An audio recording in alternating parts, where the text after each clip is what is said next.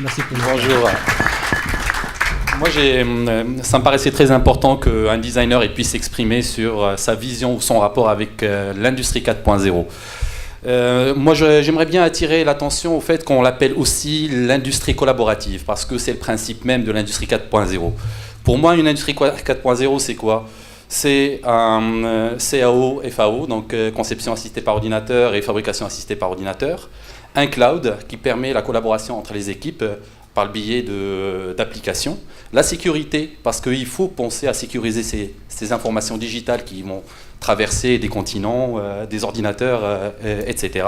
Et puis la technologie additive ou soustractive. À mon niveau, je ne fais pas de différence. Limite, je préfère la technologie soustractive du moment qu'elle travaille directement sur sur la matière solide, tandis que l'impression 3D, en tout cas par rapport à ce qui est m'apporter autant qu'agence de design industriel qui est dotée d'un Fab Lab qui nous permet de faire de la recherche, de la conception, etc. C'est que souvent elle donne des bons prototypes, mais pour avoir un produit fonctionnel, c'est une autre histoire. Donc, pardon ? Fait voler des pièces imprimantes 3D métalliques. Non, bien sûr, je ne remets pas en question la viabilité de la technologie, au contraire, et ce n'est pas moi qui dirais le contraire, je suis un fou de la technologie, de la science et de l'art. Et c'est ce qui m'a emmené aujourd'hui à m'exprimer sur ce podium, sur mon rapport avec l'industrie 4.0, autant que designer, autant que marocain, c'est qu'au départ, moi, j'ai pris une porte dérobée pour cette thématique de l'industrie 4.0. En fait, cette porte s'appelait l'architecture. Si vous vous souvenez bien, au début du XXIe siècle, on a vu le foisonnement de projets colossaux, que ce soit à Shanghai ou à Abu Dhabi, etc. On voyait des immeubles qui ont nécessité un savoir-faire particulier qu'on appelle la conception paramétrique, en fait, ou la conception générative. Avant que l'industrie ne commence à parler de la conception qui accompagne ce type de technologie, on a commencé à développer des solutions parallèles qu'on appelle en architecture des solutions BIM, etc. Donc pour reproduire une maquette dans la réalité. Et donc à partir de là, je découvre plusieurs typologies de surfaces qu'on peut créer grâce aux ordinateurs. Ça va des surfaces mathématiques, les surfaces NURBS, tout ça pour à la recherche de la courbe parfaite. Pourquoi la courbe parfaite ? Parce que dans un produit industriel, on a des ingénieurs qui font du beau boulot, ils imaginent des machines, etc. Mais pour pousser à l'acte d'achat, on a constaté quand il y a de l'émotion, l'acte il devient relativement facile. Donc c'est pour ça que la combinaison designer-ingénieur, c'est vraiment la solution gagnant-gagnant ou gagnante tout court pour les industriels. Et donc à partir de là, il y a eu un investissement personnel sur cette nouvelle technologie. Et j'ai essayé de l'introduire dans pas mal de sujets, que ce soit du mobilier, que ce soit du textile ou du produit manufacturé qui nécessite des PCB, etc. Donc aujourd'hui, la logique 4.0, elle est omniprésente dans mon travail. Après, il y a des occasions où j'ai l'opportunité de l'exploiter. Il y a des fois où ça me permet aussi de simplifier et de synthétiser la procédure de fabrication pour des petits ateliers qui ne sont pas non plus dotés de machines hyper performantes, etc. Mais en tout cas, ce background au niveau de la conception, quand il est vraiment mixé avec cette logique collaborative, conception assistée par ordinateur, qu'elle soit paramétrique, solide, ou en s'appuyant sur une intelligence artificielle, rend la vie vraiment facile au niveau de la conception et permet de transmettre et de partager la décision plus facilement. Donc voilà. Ce qui m'amène maintenant à essayer de vous parler un peu comment, au niveau du design, on aborde la question de cette industrie 4.0 et comment on arrive à communiquer les informations, à travailler sur le prototypage, après le développement de la série, petite ou grande série. Sachant bien que de ma pratique, ce qui me paraît vraiment important dans le devenir de cette technologie, c'est pas son côté magique, parce qu'il ne faut pas se leurrer. Aujourd'hui, il y a 3 composantes qui sont le matériel, le matériau et la matière.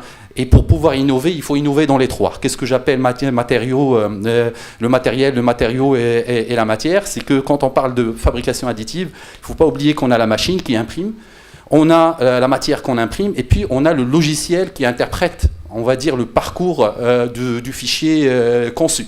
Donc, et si jamais on a un logiciel qui n'est pas bien conçu, ça peut apporter préjudice au résultat final. Comme par exemple, on peut avoir une bonne machine avec un bon logiciel, mais la matière, on a quand même l'habitude de l'utiliser, ça marche super bien, mais à un moment donné, quand on change ne serait-ce que le pigment chromatique, bah, ça peut influencer sur la qualité du travail, donc du prototype. Donc voilà, donc il y a une somme de choses qu'il faut maîtriser pour pouvoir aborder ce type de technologie de manière plus aisée. Donc, dans le travail que je fais, souvent, bah oui, je travaille avec des ateliers de fabrication, avec des sous-traitants d'industriels en aéronautique et en automobile. On essaye de détourner leur savoir-faire pour la réalisation d'autres produits. Bah, il faut leur fournir des langages machines, donc des fichiers que leur machine puisse comprendre et assimiler simplement. Et avec cette expérience que j'entretiens depuis 2007 dans ce type de projet, aujourd'hui, ce qui me paraît important, et ce que peut l'industrie 4.0 amener en termes de paradigme mécaniste, c'est faire sauter la phase montage-assemblage. Parce que grâce à l'impression 3D, et c'est là où Mehdi tout à l'heure il faisait référence aux designers qui peuvent apporter à ce type d'expérience, c'est vraiment concevoir des produits voilà, presque fini, parce que l'impression 3D, elle permet aussi de réaliser des engrenages, des boîtes à vitesse, il y a une somme de choses. Et puis, le deuxième point important, c'est les polymatériaux, c'est-à-dire que l'avenir, ça sera pour les imprimantes 3D qui seront capables d'imprimer plusieurs matériaux à la fois, y compris des conducteurs, des matériaux conducteurs pour réinterpréter les PCB carrément sur une matière finie qui est composite aussi. On peut mélanger du graphène, faire une couche en graphène, une fibre de carbone et une dans un matériau recyclable, etc., avoir plusieurs couches. Donc c'est à ce niveau-là, et c'est ce type d'expérimentation aujourd'hui qu'on essaie de développer au sein de notre atelier, justement pour les appliquer sur des projets réels. Et parmi les projets réels, en ce moment, c'est avec l'école des mines, qui ont deux clubs en réalité, de voitures solaires et puis voitures écologiques. Qui doit parcourir une sorte de 450 km avec 1 litre de carburant. Où là, la mise en place de ce type de pratique, que ce soit l'optimisation topologique, finalement j'ai zappé complètement le déroulé parce qu'il va être répétitif un peu de ce qu'on a vu avec le CO Siemens et avec vous. Donc voilà, là une petite interprétation de ce que c'est qu'une usine 4.0 dans l'idéal d'un designer. Donc elle est limite circulaire, donc où tout tourne en fin de compte, tout dépend de l'évolution et de le cycle de vie d'une conception jusqu'à la production. Où on voit qu'un bureau d'études, il est connecté avec des bras collaboratifs ou avec des machines.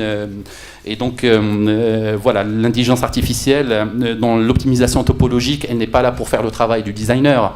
C'est qu'aujourd'hui, le designer, grâce à ces types de logiciels, il peut juste affecter les points de contact ou d'effort sur la machine éventuelle à réaliser. Et cette intelligence artificielle, elle va générer une centaine de solutions possibles. C'est comme par rapport à votre application Google Maps, quand elle vous sort 3 parcours, 3 trajectoires à emprunter, qui est-ce qui sera le plus court ou le plus long, etc. Ben, on a une série de solutions à partir de là. Soit on va prototyper une petite série, voir un peu laquelle qui nous convient le plus, soit carrément on fait un choix direct en concertant avec l'industriel. Donc voilà, les types de conception qu'on utilise, bah, toujours le croquis, le sketch, et l'utilisation d'outils de conception solide, parce que par exemple, moi quand j'ai commencé au début, j'utilisais des logiciels conçus pour l'architecture qui sont dédiés essentiellement à fournir des images 3D et non pas des fichiers qui sont capables d'être compris par des machines et pouvoir les réaliser. Donc aujourd'hui, on utilise des logiciels solides, et même on est passé en 2019 à la réalité augmentée, parce que grâce au casque réalité augmentée, déjà, un produit lambda, peut-être un verre, là j'exagère, ou un ordinateur, il devient à échelle humaine, on peut vraiment voyager dedans, voir tous les détails, etc. Donc la réalité augmentée devient une solution indispensable dans le traitement des projets complexes. Donc là, on a un exemple d'outils qu'on utilise pour générer des fichiers, ou aussi une simulation d'une optimisation topologique. Donc on partait d'une pièce de tôle ordinaire et puis voilà l'évolution. Pourquoi l'optimisation topologique? Tout simplement pour garder les mêmes caractéristiques mécaniques d'une pièce tout en allégeant son poids. Parce que quand on est dans un avion ou dans une voiture, le poids il influence sur la consommation. Donc voilà, plus on allège, plus on tend vers quelque chose de vert. Donc voilà, là c'est un schéma qui explique un peu l'avantage du design génératif. Donc moi je vous ai expliqué, il y a la conception, après il y a une phase d'exploration qui génère une multitude de solutions. Et à partir de là, on va faire le choix de celui qu'on va réaliser et passer à la production grâce à l'industrie 4.0 bien sûr. Ce schéma il est valable davantage dans ce type d'industrie. Et donc voilà un exemple de réalisation en fait, de prototypes d'éléments optimisés, parce que c'est important de lier ces notions d'intelligence artificielle avec le design et avec la production 4.0. Et donc des exemples, là c'est le cas d'une structure dans un avion Airbus. Au départ, c'était une plaque d'aluminium. On voit bien, grâce au logiciel de simulation mécanique, on arrive à déterminer où sont les moments de fragilité, etc., etc. Et donc, grâce à l'intelligence artificielle, encore une fois, voilà, on va générer une solution qui est adaptée. Dans le cas de cette moto, en fait, le but aussi, c'était d'avoir une pièce mécanique performante, légère, et qui puisse transmettre les sensations de route au pilote. Donc, tout ça, c'est des contraintes qu'il faut intégrer. Donc voilà, j'espère que je vous ai fait un petit tour sur ce que c'est que l'univers d'un designer et de l'industrie 4.0. It's always a pleasure, to have creativity behind the scenes, so which is good. So we would love, to go to the second, we can take questions after, so this way we have an open stage. Bien sûr, ouais. All right, so Mehdi, thank you.